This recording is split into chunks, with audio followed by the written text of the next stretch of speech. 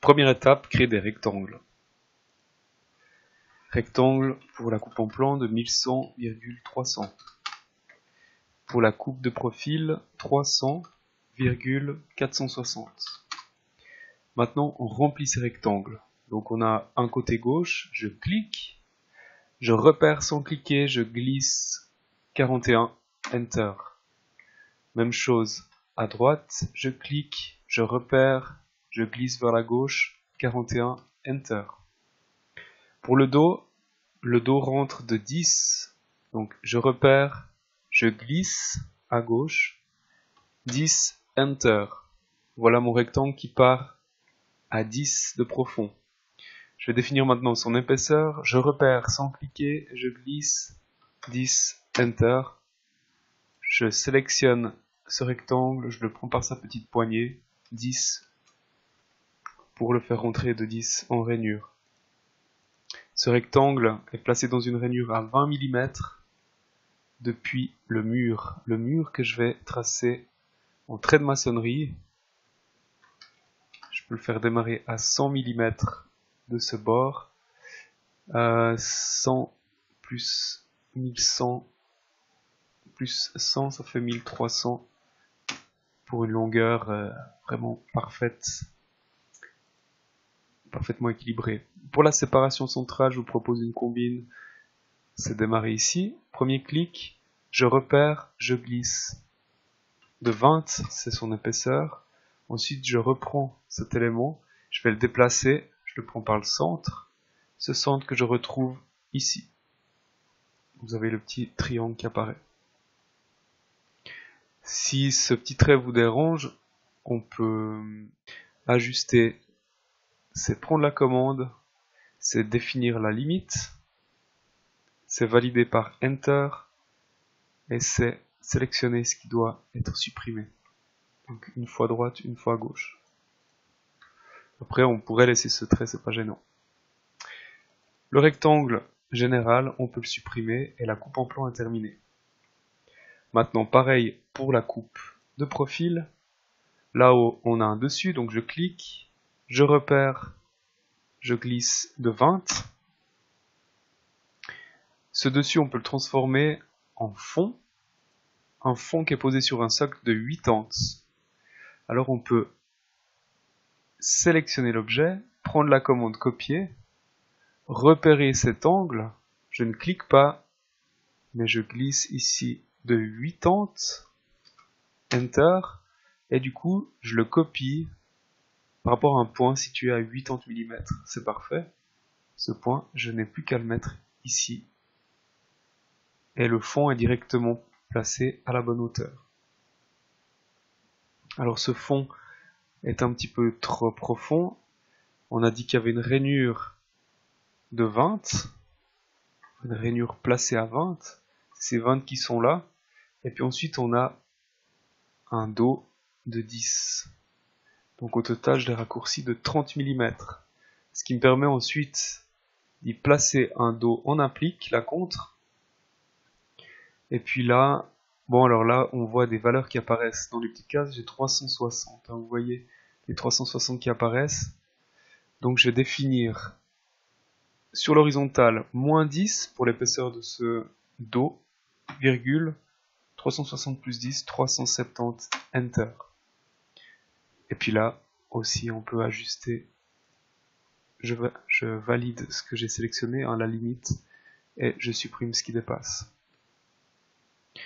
Ensuite, ce fond, on peut le transformer en rayon. J'ai copié ce fond, je le place n'importe où, puisque c'est un rayon réglable sur système 32. Attention, ce rayon fait 26, donc là je l'étire de 6, et il a un retrait de 10 mm, donc 10 mm de retrait. J'ai un socle qui est placé à 20 mm du champ de la caisse, donc là je repère sans cliquer, je glisse et je définis 20. De cette manière j'ai un rectangle qui part à 20 mm du champ de la caisse. Moins 24, moins 80 pour définir ces sections. Et puis cette face de socle, je peux là aussi la copier par rapport à un point qui est situé, non pas ici, mais à 40 mm. Enter. Donc là j'ai repéré sans cliquer et je le tiens à 40 mm, ce qui est assez pratique puisque ces 40, je peux les placer là contre mon rectangle de base. Et puis on a un d'autres socle qui est légèrement plus court en hauteur, donc 20 mm de moins, Enter. Ensuite on a un peu de maçonnerie toujours. Pour cette maçonnerie on peut aussi la tracer à l'œil, hein. C'est l'autre version de ce que j'ai fait tout à l'heure. À l'œil ça fonctionne assez bien. Et puis on peut supprimer ce rectangle général. À partir de là, on a fait le gros du boulot. Donc trait de construction, on peut en placer un comme ceci verticalement. Et ensuite, prendre la commande copier.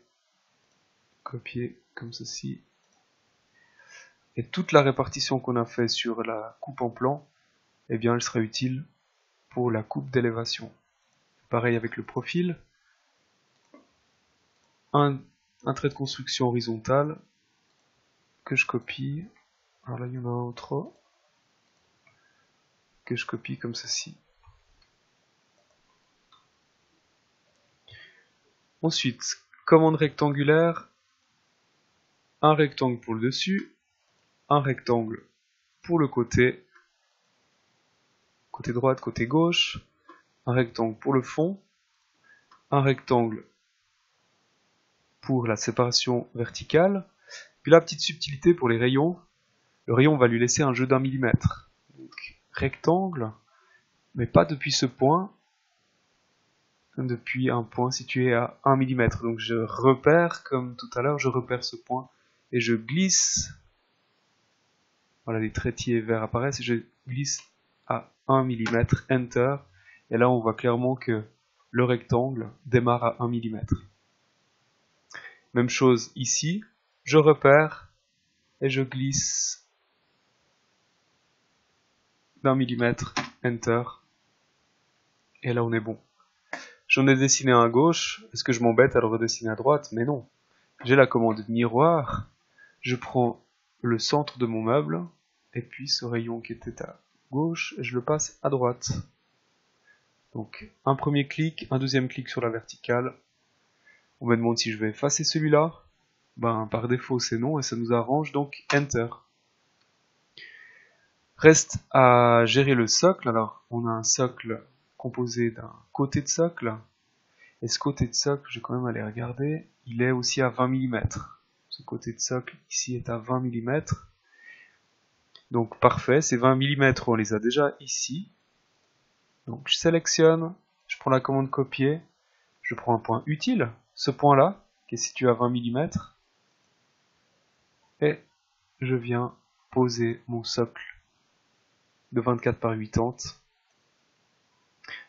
à droite pour le côté droite. Et puis ensuite, pour le côté gauche, eh bien miroir, et comme tout à l'heure, un premier point sur le milieu du meuble, puis un deuxième point sur la verticale.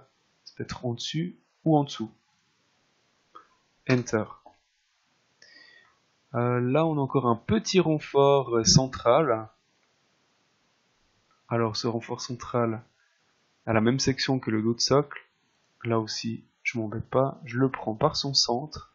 Et son centre, je le retrouve ici. C'est le centre de ce rectangle, le fond de la caisse. Ce trait de maçonnerie, on l'a là. Magnifique. On le remonte. Et c'est réglé. Ensuite, on peut y voir un peu plus clair quand on efface les traits de construction. Là, on nous demande aussi de faire une vue. Très bien, alors la vue, c'est rien d'autre que la coupe d'élévation. La coupe d'élévation n'est pas très utile ici, puisqu'on a coupé qu'une seule chose, hein, c'est finalement le socle. On voit ses entrailles. La vue, c'est l'extérieur du meuble. Alors, s'il y avait des portes, on verrait les portes, mais voilà, c'est un meuble qui est ouvert. On voit juste l'extérieur, la face de socle, hein, cette planche qui constitue cette face de socle. Et ce socle, justement, on nous demande aussi de faire une vue du socle. Donc ce socle fait 280 par 1060. Alors là aussi, à la limite on peut partir d'ici. On a dit 280, Enter. Et puis là, je génère un rectangle qui va me permettre de construire le socle. Le socle, c'est des éléments de 24. Donc, une fois que j'ai ce rectangle, je repère, je glisse à droite, je mets 24. Enter. Je fais pareil avec la face, le socle. Je repère, je glisse de 24 vers le haut, Enter. Et puis là, il y a une petite combine, c'est créer un onglet. Donc avec le côté gauche, il suffit de prendre son coin, et son coin je le mets ici. Du coup j'ai mon onglet. Je fais pareil avec la face. C'est comme si ici y a un onglet, il suffit de déplacer cette petite poignée bleue, comme ceci.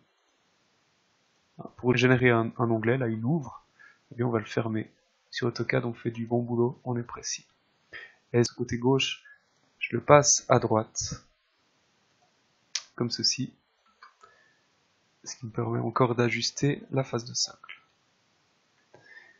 On a encore un dos de socle qui part à 40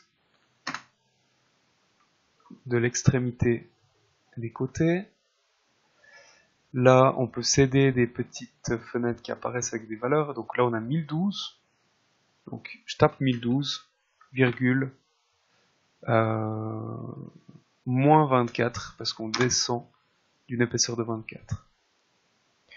Et puis là aussi, allez, tiens, on va reprendre encore cette maçonnerie. Hop. Et puis ce socle, en fait, est appuyé contre la maçonnerie. Voilà.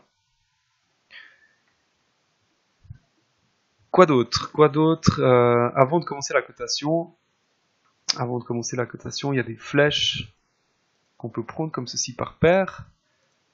Je les sélectionne, je prends la commande copier et je les jette grosso modo au bon endroit, à la bonne hauteur. Ensuite, en cliquant dessus, il y a un petit point bleu qui apparaît. Clac, je les remets en place. On a un alignement comme ceci qui est toujours régulier. Donc, coupe AA nous génère la coupe en plan, formidable. Maintenant, la coupe BB, même principe. Hop. Je place les flèches grosso modo au bon endroit. Et on est bon pour la coupe BP. Il y a encore la coupe CC, attention.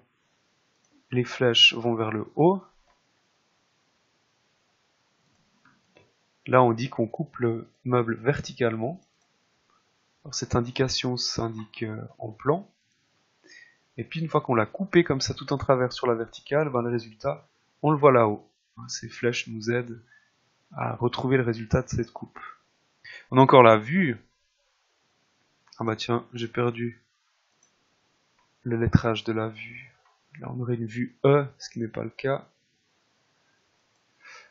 Là, ça nous fait quoi? A, B, C, D, ça serait une vue D.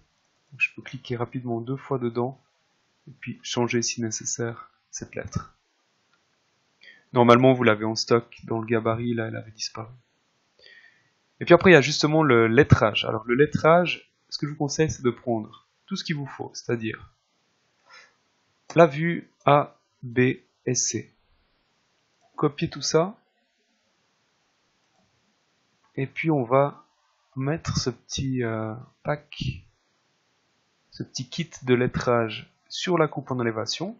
CC est déjà bien placé. Il n'y a plus qu'à descendre AA sur la coupe en plan, en ligne droite, comme ceci.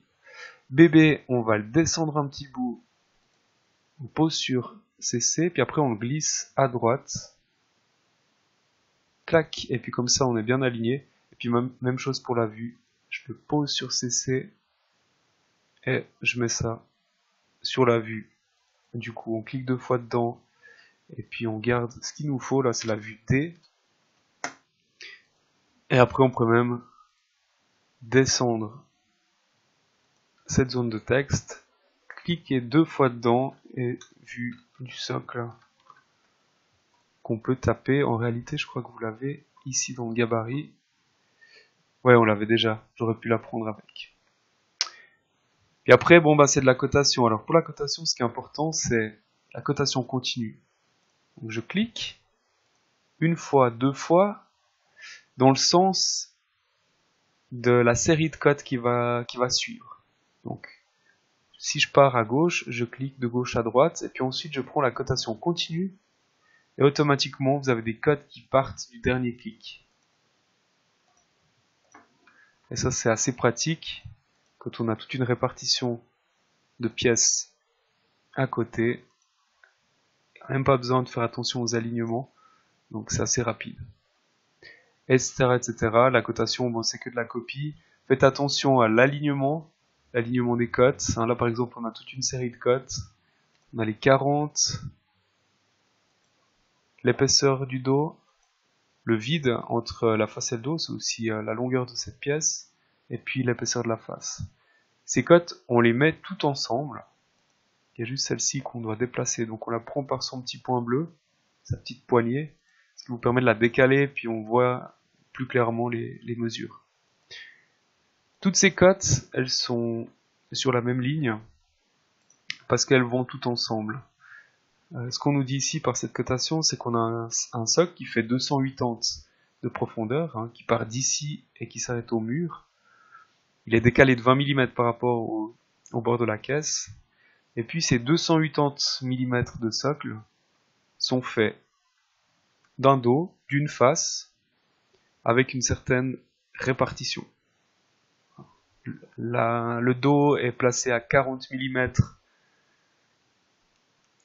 du côté, c'est ça qu'on dit par cette cotation, c'est une série de codes de répartition. Alors ces codes, on pourrait aussi les mettre sur la vue.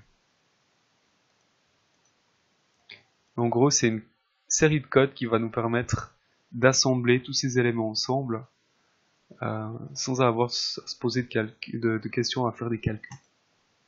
Donc cette série de codes, vous pouvez la mettre sur la vue du socle ou directement sur la coupe de profil. Alors ces codes, on les aligne. On parle de cotation pyramidale. Je pars d'une cote totale, et puis cette cote totale, elle est décryptée, décortiquée en plusieurs cotes secondaires, codes de répartition en l'occurrence. Dernière chose, c'est le système 32. Alors ici, on va pas le coter parce qu'on a très peu de place. Vous avez la commande 4. Cette commande 4, je vais juste aller regarder la répartition qu'on a perdue. Bon, je retrouve ici. Ok, on est à 70, et puis on a 160 d'anthrax. Donc, système 32 toujours placé à 37 du bord. Donc là aussi, je peux faire une extension. Enter. Et cette petite croix, je la trouve ici. Et puis ensuite, on la descend de 72. Et ensuite, vous définissez l'anthrax. Une fois qu'on a la première rangée du système 32, il n'y a plus qu'à la dupliquer, la copier à gauche. Et là, qu'est-ce qu'on a comme anthrax? 196. 196. Comme ceci. Voilà.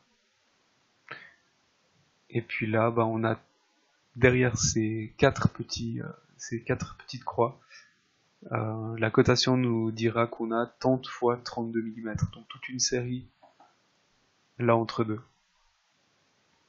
Mais pour cet exercice, on ne va pas coter ce système 32 parce qu'on a vraiment peu de place. On le fera sur un meuble un peu plus grand. Donc voilà, on termine la cotation. Ensuite, une fois que le dessin est terminé, on va aller chercher une zone qui nous permette de faire une mise en page où le dessin n'est pas trop serré. Là, il y a du A3 qui fonctionne assez bien. Vous aurez un cartouche à remplir. Donc avec le curseur, vous venez sur ce cartouche. Quand il scintille, vous cliquez 2 fois. Et puis là, vous avez des rubriques à compléter. Donc par défaut, vous avez des pointillés. Donc là, il suffit de taper. Là, c'est l'échelle. On indique l'échelle. On peut même indiquer qu'elle est valable que si on imprime au format A3 ou A4 ou A2. Les dimensions.